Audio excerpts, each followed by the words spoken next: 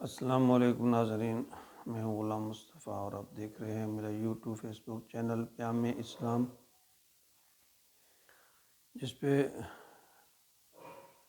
درس قرآن کے سلسلہ میں آج ہمارا سبق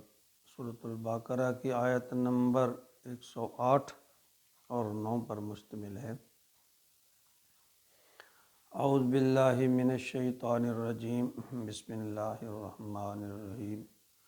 ام تريدون ان تسألوا رسولكم كما سئل موسى من قبل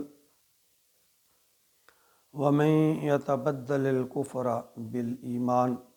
فقد ضل سواء السبيل ود كثير من أهل الكتاب لو يردونكم من بعد إيمانكم كفارا حسدا من عند انفسهم من بعد ما تبين لهم الحق فاعفوا واصفحوا حتى يأتي الله بأمره ان اللہ على كل شيء قدیر۔ ان آیات مبارکہ میں اللہ رب العزت امت مسلمہ کو متنبہ فرما رہے ہیں، ام تریدون ان تسألوا، کیا تم مسلمان بھی یہ چاہتے ہو رسولکم کما سئلا، کہ اپنے رسول سے اس طرح کے سوال کرو کما سئلا موسیٰ، جس طرح اس کے موسیٰ علیہ السلام سے کیے گئے من قبل، اس سے پہلے۔ یعنی کیا اللہ فرما رہے ہیں کیا تم مسلمان بھی یہ چاہتے ہو کہ تم حضرت موسیٰ علیہ السلام سے اس طرح کے سوالات کرو جس طرح کہ موسیٰ کی قوم ان سے کرتی تھی؟ مثلاً کہ ہم اللہ کو اپنے آنکھوں سے دیکھنا چاہتے ہیں، ہمیں وحی آتی ہوئی نظر آئے، فرشتے نظر آئیں، تو اللہ فرماتے ہیں وَمَن يَتَبَدَّلِ الْكُفْرَ بِالْإِيمَانِ، اور جو کوئی ایمان کے بدلے کفر لے لے، فقد ضل سواء السبیل، تو وہ سوائے اس کے نہیں ہے کہ وہ راہ سے بھٹک گیا۔ یعنی جو اللہ کے احکام کو کھلے دل سے نہ مانے۔ نبی اکرم صلی اللہ علیہ وآلہ وسلم کا ایک فرمان حضرت ابو ہریرہ رضی اللہ تعالیٰ عنہ روایت فرماتے ہیں کہ آپ نے فرمایا، اے ابو ہریرہ، میں تمہیں جس کام سے منع کروں اس سے رک جایا کرو، اور جس کام کے کرنے کا حکم کروں اپنی طاقت کے مطابق اس کام کو کیا کرو۔ تم سے پہلے لوگ محض اپنے سوالات کی کثرت سے اور نبی انبیاء اکرام کے اختلافات کرنے سے ہلاک ہو گئے۔ یعنی کثرت سوال اور انبیاء اکرام کی بات نہ ماننے سے اکثر قومیں ہلاک ہو گئیں۔ یعنی اللہ رب العزت کثرت سوال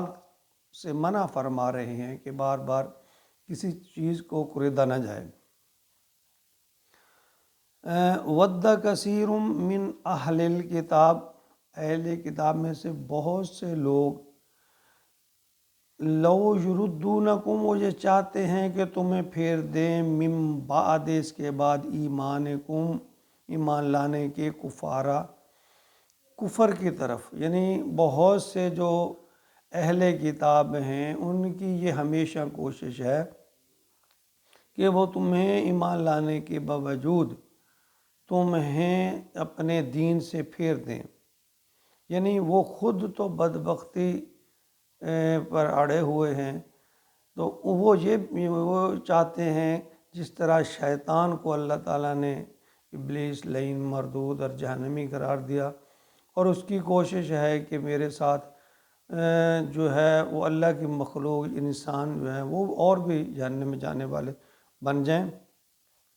اللہ فرماتے ہیں حسدا من عند انفسہم، بسبب ان کے دلی حسد، ان کے دل میں حسد ہے، کینہ اور بغض ہے کہ یہ مسلمانوں کو یہ نعمت کیوں دی گئی، من بعد ما تبین لہم الحق، اس کے بعد کہ ان پر حق بالکل واضح ہو گیا، یعنی وہ بات اہل کتاب جو ہے وہ بات مان چکے تھے، لیکن صرف حسد کی وجہ سے کہ نبوت بنی اسماعیل قبیلے میں کیوں چلی گئی، بنی اسرائیل میں کیوں نہیں رہی، وہ ہر جگہ پہ مسلمانوں کی مخالفت کرتے حسد کی وجہ سے۔ فَاعْفُوا وَاصْفَحُوا، اللہ یہاں فرماتے ہیں مسلمانوں کے لیے کہ فی الحال تم انہیں معاف کرتے رہو، ان سے صرف نظر کرتے رہو، ان کے ان باتوں کو فی الحال تم نظر انداز کرتے رہو۔ ابھی وقت نہیں آیا کہ جب تم اس سے جنگ کرو گے، فی الحال تم جو ہے دوسرے جو لوگ ہیں ان کے ساتھ نبرد آزما ہو، ان سے نپٹ لو، پھر ان کی خبر لینا۔